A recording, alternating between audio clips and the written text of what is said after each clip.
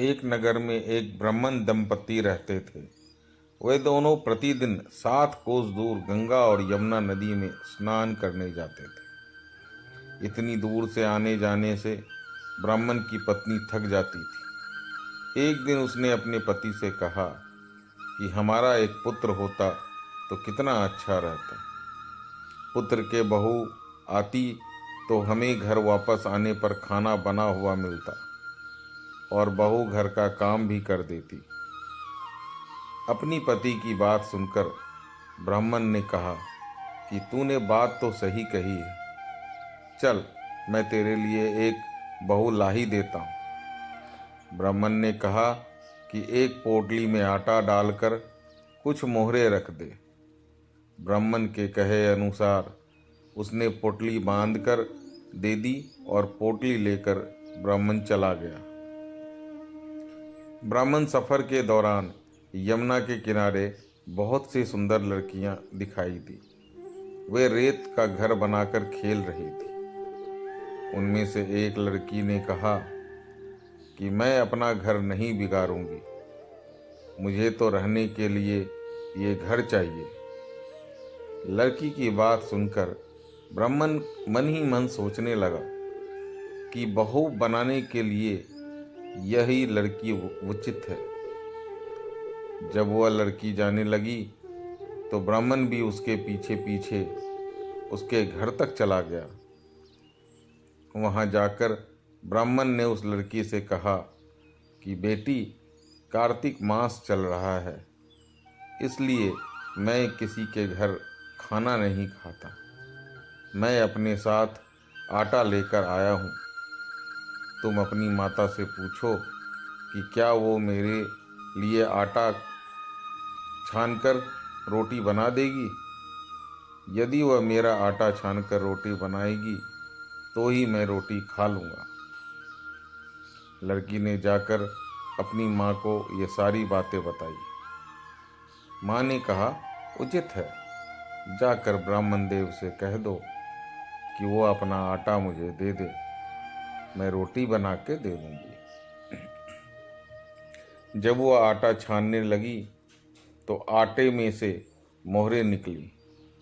वह सोचने लगी कि जिसके आटे में इतनी मोहरें हैं उसके घर में कितनी मोहरें होंगी। जब ब्राह्मण खाना खाने को बैठा तो लड़की की माँ ने पूछा, ब्राह्मण देव, क्या आपका कोई लड़का है और क्या आप उस लड़के की सगाई करने जा रहे हैं।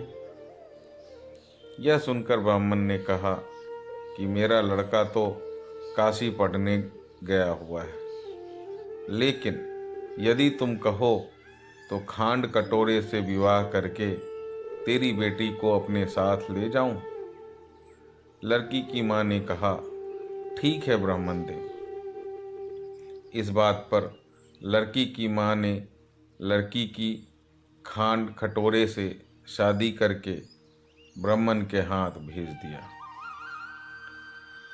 ब्राह्मण के ने घर आकर कहा, रामू की माँ, दरवाज़ा खोल कर देख, मैं तेरे लिए बहू लेकर आया हूँ।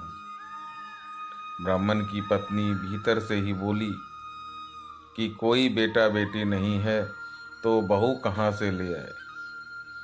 दुनिया ताने मारती थी, अब आप भी मारने लगे। ब्राह्मण ने कहा, तू दरवाज़ा खोल कर तो देख। जब ब्राह्मणी ने दरवाज़ा खोला तो बहू को खरीदेगा। उसने बहू का स्वागत किया और आदर सत्कार से अंदर ले गई। अब जब ब्राह्मण अपनी पत्नी के साथ नदी स्नान करने को जाता तो पीछे से बहू सारा काम करके और खाना बनाकर रखती थी। वह उनके कपड़े धोती और रात को हाथ पैर दबाती। इस तरह बहुत दिन बीत गए। ब्राह्मणी ने अपनी बहू से कहा कि बहू, कभी भी चूल्हे की आग मत बूझने देना और मटके का पानी खत्म मत होने देना। परंतु एक दिन चूल्हे की आग बुझ गई। यह देखकर बहू घबरा गई और भागी भागी अपनी पड़ोसन के पास गई और कहा कि मेरे चूल्हे की आग तो बुझ गई है, मुझे थोड़ी सी आग चाहिए। मेरे सास ससुर सुबह 5 बजे से गए हुए हैं, वह थके हुए घर आएंगे, इसलिए मुझे उनके लिए खाना बनाना है। यह सुनकर पड़ोसी ने कहा कि तू तो बावली है, तुझे ये दोनों मिलकर पागल बना रहे हैं। इनके कोई पुत्र नहीं है, ये तो निसंतान है। बहू ने कहा, नहीं नहीं, ऐसा मत बोलो, इसका बेटा तो बनारस काशी में पढ़ने गया हुआ है। इस पर पड़ोसन ने कहा कि यह तुझे झूठ बोल कर लाए हैं, मेरी बात सच मान, इनके कोई बेटा नहीं है। अब बहू पड़ोसन की बातों में आ गई और कहने लगी, अब आप ही बताओ कि मैं क्या करूं।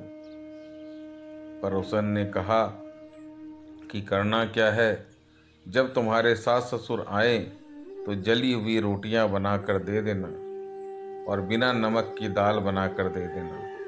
खीर की करछी दाल में और दाल की करछी खीर में डाल देना। पड़ोसन ने उसे अच्छे से सिखा पढ़ा दिया। फिर जब उसने साथ सास ससुर घर आए तो ना उसने आदर सत्कार किया और ना ही उनके कपड़े धोए।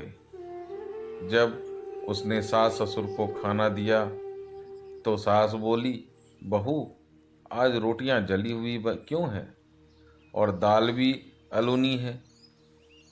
तब बहू ने पलटकर कहा कि एक दिन ऐसा खाना खा लेंगे तो कुछ बिगड़ नहीं जाएगा तुम्हारा। सास ससुर को खरी खोटी सुनाकर वह फिर से पड़ोसन के पास गई और बोला कि अब आगे क्या करना है। पड़ोसन ने कहा कि अब तुम सातों कोठों के चाबी मांग लेना उनसे। अगले दिन जब भी स्नान करने के लिए जाने लगे तो बहू अड़ गई कि मुझे सातों कोठों की चाबी चाहिए। तब ससुर ने कहा कि इसे चाबी दे दो। तब सास ने बहू को चाबी दे दी। सास ससुर के जाने के बाद जब बहू ने दरवाज़ा खोले तो देखा कि किसी में अन्न भरा हुआ है तो किसी में धन भरा हुआ है और किसी कोठे में बर्तन पड़े हैं।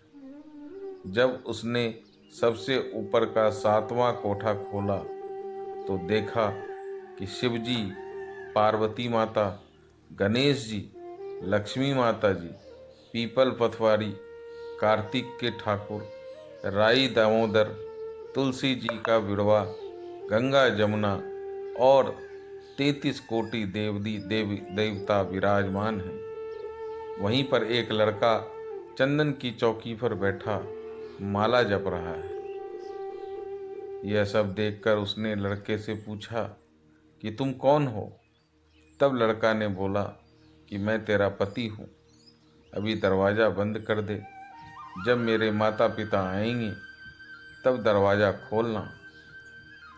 यह सब देखकर बहू बहुत खुश हुई और 16 श्रृंगार कर सुंदर वस्त्र पहनकर अपने सास ससुर का इंतजार करने लगी।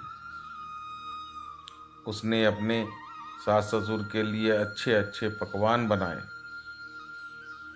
जब उसके सास ससुर घर पर आए तो उसने उसका आदर सत्कार किया और प्रेम पूर्वक खाना खिलाया और हाथ पैर दबाने लगी। और दबाते दबाते बहू ने कहा कि माँ, आप इतनी दूर गंगा जमुना स्नान करने के लिए जाती हो तो आप थक जाती हो, इसलिए आप घर पर ही स्नान क्यों नहीं करती हो। यह सुनकर सास कहने लगी कि बेटी गंगा जमुना पर घर पर नहीं बहती। तब उसने कहा कि हाँ माँ जी, बहती है, चलो मैं आपको दिखाती हूँ। जब बहू ने 7वां कोठा खोलकर दिखाया तो उसमें शिव जी, पार्वती जी, गणेश जी, लक्ष्मी जी, पीतल परवारी पथवारी कार्तिक के ठाकुर राई दामोदर तुलसी जी का विरवा गंगा जमुना बह रही थी और 33 कोटि देवी देवता विराजमान हैं। वहीं चौकी पर बैठा एक चंद लड़का माला जप रहा है। माँ ने उसे देखकर कहा कि बेटा तू कौन है? लड़का बोला, माँ मैं तेरा ही तो बेटा हूँ। तब ब्राह्मणी ने पूछा, तू कहाँ से आया? लड़के ने जवाब दिया कि मुझे कार्तिक देने भेजा है। माँ ने कहा, बेटा यह संसार कैसे मानेगा कि तू मेरा बेटा है? माँ ने कुछ विद्वान पंडितों से मदद मांगी। पंडितों ने कहा कि इस पार बहू बेटा खड़े हो जाएं और उस पार माँ खड़ी हो जाए। माँ ने चमड़े की अंगियाँ पहनी हो और छाती में से दूध की धार निकालकर बेटे की दाढ़ी मूंछ भिगो के पावन पानी से गठजोड़ा कंधे, तब मानेंगे कि ये माँ का ही बेटा है। उसने ऐसा ही किया। चमड़े की अंगियाँ फट गई और छाती में से दूध की धार निकलकर बेटे के दाढ़ी मूंछ भी भीग गए। पवन पानी से बहू बेटे का गठजोड़ बंध गया। यह देखकर ब्राह्मण और उसकी पत्नी की खुशी का ठिकाना ना रहा। तो यह थी कार्तिक माह की कथा। हे कार्तिक के ठाकुर, जैसे ब्राह्मण और ब्राह्मणी को बहू बेटा दिया, वैसे ही सबको देना।